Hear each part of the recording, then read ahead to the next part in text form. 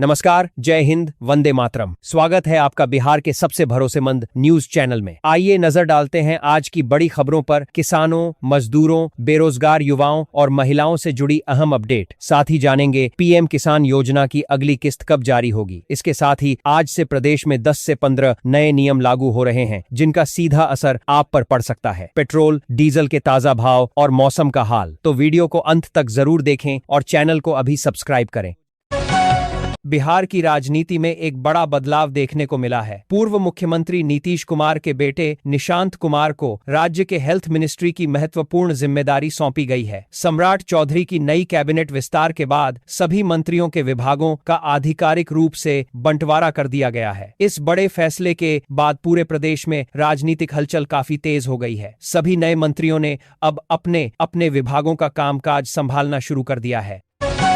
मंत्री पद की शपथ लेने के बाद निशांत कुमार ने अपनी भावी योजनाओं को लेकर बड़ी बात कही है। उन्होंने मीडिया से बातचीत में साफ तौर पर कहा कि उनका लक्ष्य अपने पिता के पिछले 20 वर्षों के विकास कार्यों को आगे बढ़ाना है। उन्होंने स्वास्थ्य, शिक्षा और रोजगार के क्षेत्र में बड़े सुधार करने का संकल्प जताया है। निशांत कुमार के इस बयान के बाद समर्थकों में काफी उत्साह देखा जा रहा है और लोगों को उनसे काफी उम्मीदें हैं। मुख्यमंत्री सम्राट चौधरी ने अपने मंत्रिमंडल में महत्वपूर्ण विभागों का संतुलन बनाए रखा है। उन्होंने गृह विभाग की कमान अपने पास ही रखी है, जबकि विजय सिन्हा को कृषि मंत्रालय का प्रभार सौंपा गया है। विभागों के इस नए बंटवारे में मुख्यमंत्री ने अनुभव और क्षेत्रीय समीकरणों का पूरा ध्यान रखा है। मंत्रियों को उनके विभागों की जिम्मेदारी मिलने के बाद अब सरकारी कामकाज में और अधिक तेजी आने की संभावना जताई जा रही है। बिहार की सम्राट कैबिनेट में युवा महिला चेहरे श्रेयसी सिंह का कद काफी बढ़ गया है। 34 साल की श्रेयसी सिंह को राज्य का नया उद्योग मंत्री बनाया गया है और वे खेल विभाग की जिम्मेदारी भी संभालेंगी। एक राष्ट्रीय खिलाड़ी होने के नाते उनसे खेल के क्षेत्र में बड़े बदलाव की उम्मीद है। साथ ही प्रदेश में औद्योगिक निवेश को बढ़ावा देने और युवाओं के लिए रोजगार के नए अवसर पैदा करने की जिम्मेदारी अब उनके मजबूत कंधों पर होगी। बिहार कैबिनेट विस्तार को लेकर विपक्षी दलों ने सरकार पर हमला बोलना शुरू कर दिया है। विकासशील इंसान पार्टी के प्रमुख मुकेश सहनी ने तीखी प्रतिक्रिया देते हुए कहा कि महिला आरक्षण पर भाजपा का असली चेहरा अब सबके सामने आ गया है। उनका आरोप है कि महिला आरक्षण पर भाजपा। इस बयान के बाद प्रदेश में महिला प्रतिनिधित्व और सामाजिक न्याय को लेकर एक नई राजनीतिक बहस छिड़ गई है। बिहार के ऊर्जा विभाग में लगभग 30 साल बाद एक बड़ा नेतृत्व परिवर्तन देखने को मिला है। सरकार ने इस बार बिहपुर के इंजीनियर कुमार, शैलेंद्र और बुलो मंडल को मंत्रिमंडल में शामिल कर एक नई शुरुआत की है। नवगछिया इलाके के इन दोनों अनुभवी नेताओं को अहम जिम्मेदारी मिलना क्षेत्र के लोगों के लिए गर्व की बात है। ऊर्जा विभाग में नए चेहरों के आने से बिजली व्यवस्था और ग्रामीण विद्युतीकरण के कार्यों में नई गति आने की उम्मीद है। बिहार लोक सेवा आयोग ने अपना आधिकारिक नोटिफिकेशन जारी कर दिया है। इस बार आयोग ने कुल 1186 पदों पर बड़ी वैकेंसी निकाली है, जिसमें एसडीएम और डीएसपी जैसे महत्वपूर्ण पद शामिल हैं। ग्रेजुएशन पास युवाओं के लिए प्रशासनिक सेवा में जाने का यह एक सुनहरा अवसर है। आयोग ने परीक्षा की पूरी रणनीति भी साझा की है, ताकि छात्र समय रहते आवेदन कर अपनी तैयारी पुख्ता कर सकें। परिवहन विभाग ने राज्य में चलने वाली गाड़ियों को लेकर एक बेहद सख्त आदेश जारी किया है। अब बिहार में किसी भी वाहन पर जाति सूचक शब्द लिखवाना भारी पड़ सकता है और ऐसा करने पर मालिक को 2000 रुपए का जुर्माना देना होगा। विभाग का मानना है कि इससे सड़कों पर अनुशासन बना रहेगा और सामाजिक तनाव को कम करने में मदद मिलेगी। इस आदेश को प्रभावी ढंग से लागू करने के लिए पुलिस को विशेष निर्देश दिए गए हैं। मौसम विभाग ने बिहार और उत्तर प्रदेश सहित देश के 11 राज्यों के लिए आंधी और बारिश का ऑरेंज अलर्ट जारी किया है। मौसम वैज्ञानिकों के अनुसार अगले 72 घंटों तक 70 किलोमीटर प्रति घंटे की रफ्तार से तेज हवाएं चलने और भारी बारिश होने की संभावना है। आईएमडी ने लोगों को सलाह दी है कि वे खराब मौसम के दौरान सुरक्षित स्थानों पर रहें और अनावश्यक रूप से बाहर न निकलें। प्रशासन ने भी स्थिति से निपटने की तैयारी की है। बिहार के राजस्व विभाग में पिछले 86 दिनों से चली आ रही कर्मचारियों की हड़ताल आखिरकार खत्म हो गई है। सरकार से हुई सकारात्मक वार्ता के बाद कर्मचारियों ने काम पर लौटने का फैसला किया है। इस हड़ताल की वजह से राज्य भर में लाखों आवेदन और सरकारी फाइलें लंबित पड़ी थीं, जिन्हें अब जल्द से जल्द निपटाने की तैयारी शुरू हो गई है। राजस्व कर्मियों के वापस आने से जमीन संबंधी विवादों के निपटारे में काफी तेजी आने की उम्मीद है। भारतीय क्रिकेट टीम के पूर्व कप्तान महेंद्र सिंह धोनी ने टैक्स चुकाने के मामले में एक बार फिर सबको पीछे छोड़ दिया है। कैप्टन कूल धोनी बिहार और झारखंड के सबसे बड़े व्यक्तिगत टैक्स पेयर बने हैं। उन्होंने चालू वित्त वर्ष के लिए करोड़ों रुपए का एडवांस टैक्स जमा किया है, जो उनकी निरंतर बढ़ती कमाई और ईमानदारी को दर्शाता है। धोनी का यह योगदान न केवल खेल जगत बल्कि आम नागरिकों के लिए भी एक बड़ी मिसाल पेश करता है। बिहार पुलिस ने एक बड़ी सफलता हासिल करते हुए नेपाल के कुख्यात अपराधी जयराम पासवान को गिरफ्तार किया है। यह शातिर डकैत पिछले 28 सालों से पुलिस को चकमा दे रहा था। बताया जाता है कि वह बिहार में बड़ी वारदातों को अंजाम देने के बाद मलेशिया भाग जाता था, जिससे उसे पकड़ना मुश्किल हो जाता था। इस अंतर्राष्ट्रीय अपराधी की गिरफ्तारी से सीमावर्ती इलाकों में होने वाली डकैती और अन्य अपराधों के कई बड़े राज खुलने की पूरी संभावना जताई जा रही है।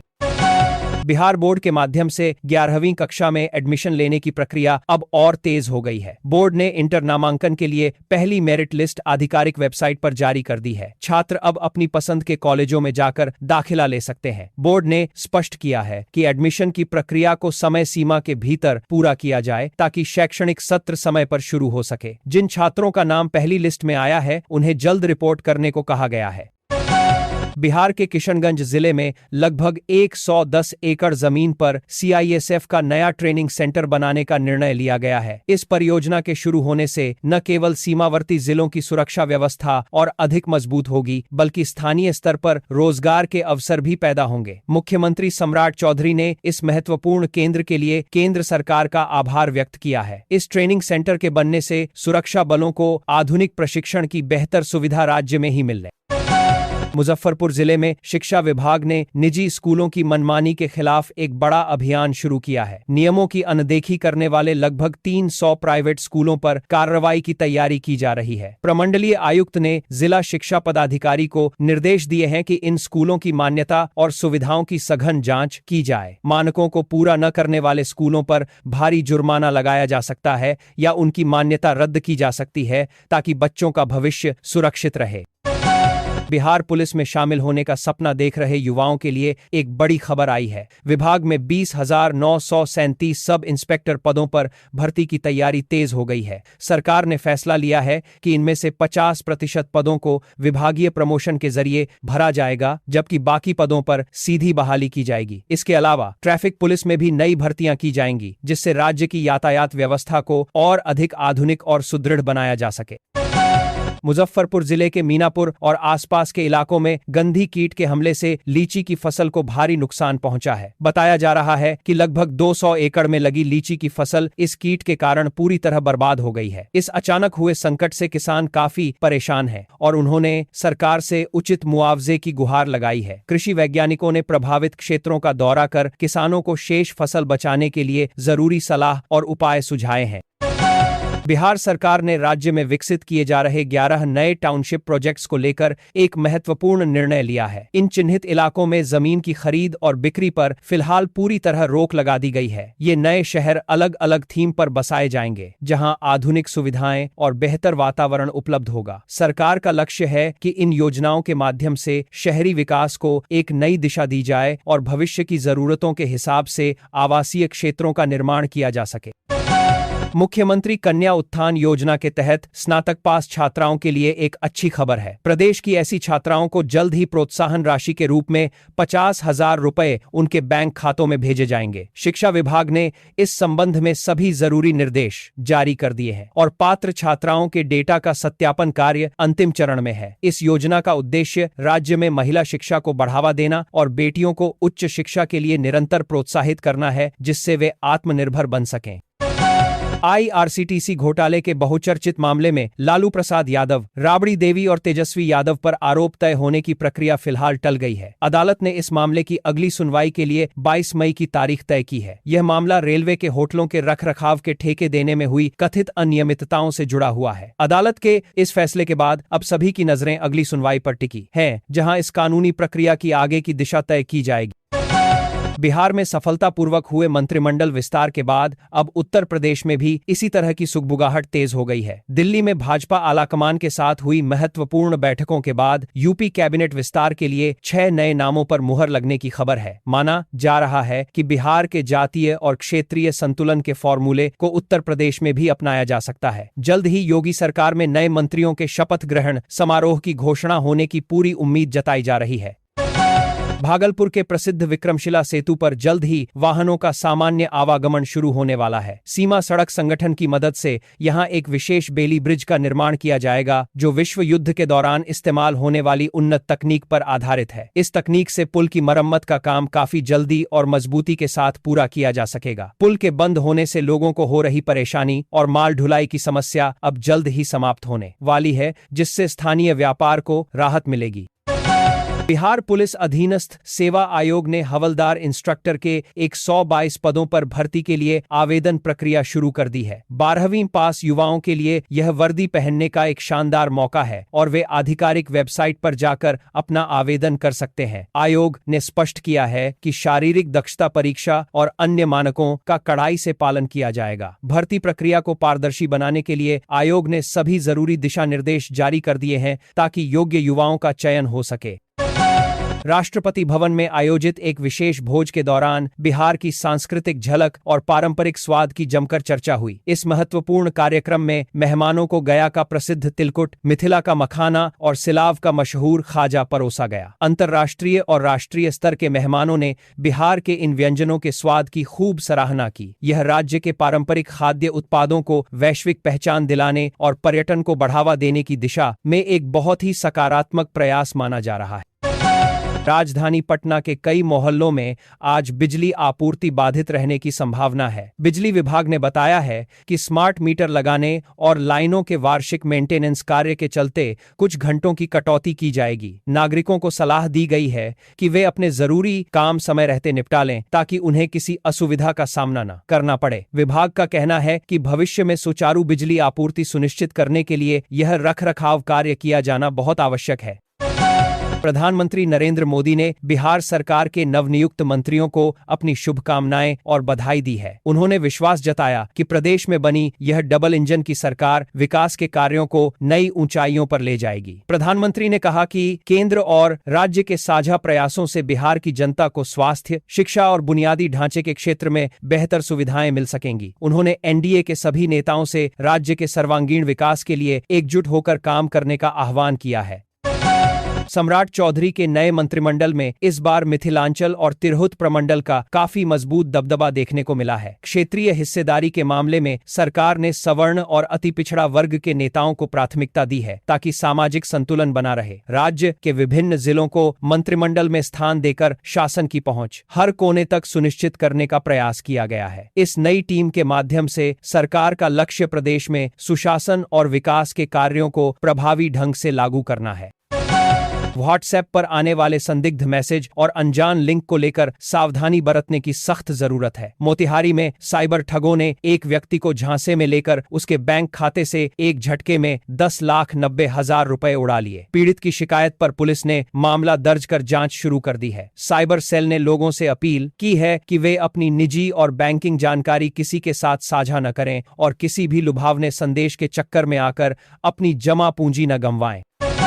प्रदेश की प्रमुख सब्जी मंडियों में पिछले कुछ दिनों से कीमतों में भारी उतार चढ़ाव देखा जा रहा है। आलू और प्याज की कीमतों में अचानक आई तेजी ने आम आदमी की रसोई का बजट बिगाड़ दिया है। इसके साथ ही हरी सब्जियों के दाम भी मांग बढ़ने के कारण काफी ऊपर पहुंच गए हैं। मंडी व्यापारियों का कहना है कि परिवहन लागत में बढ़ोतरी और कुछ क्षेत्रों में फसल को हुए नुकसान के कारण कीमतों में यह उछाल आया है, जिससे उपभोक्ताओं को फिलहाल थोड़ी महंगाई का सामना करना पड़ रहा है।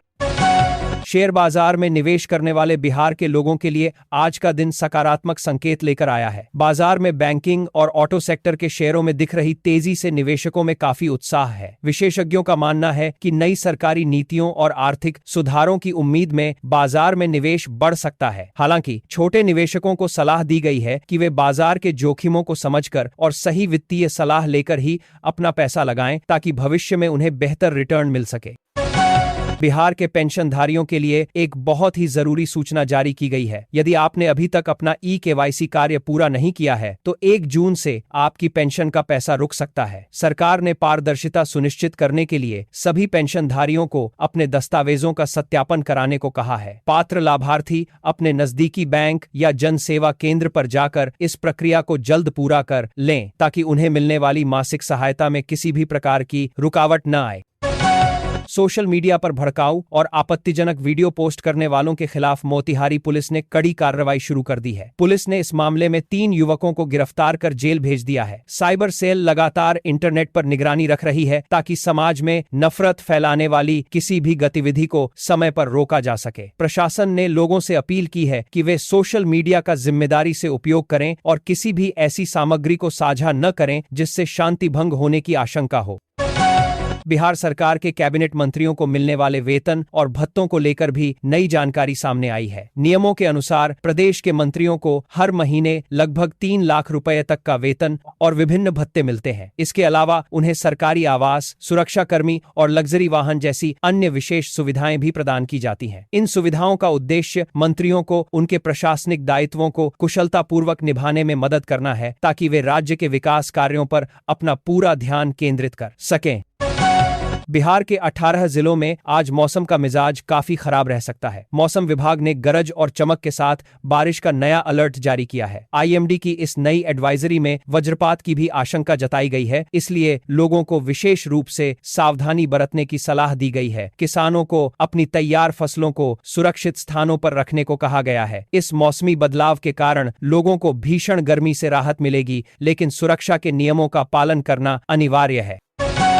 अंत में बात करते हैं आज के संक्षिप्त राशिफल की। मेष राशि वालों के लिए आज का दिन शुभ है और धन लाभ के योग बन रहे हैं। वृषभ और मिथुन राशि के जातकों को कार्य क्षेत्र में नई जिम्मेदारियां मिल सकती हैं। कर्क राशि वालों को अपने स्वास्थ्य का थोड़ा ध्यान रखना होगा। सिंह और कन्या राशि के लोगों के लिए पारिवारिक सुख बना रहेगा। तुला और वृश्चिक राशि के जातकों को अपनी वाणी पर नियंत्रण रखना चाहिए। धनु और मकर राशि वालों को व्यापार में सफलता मिलेगी। कुंभ और मीन राशि के जातकों के लिए आज का दिन निवेश के लिहाज से काफी बेहतर रहने वाला है।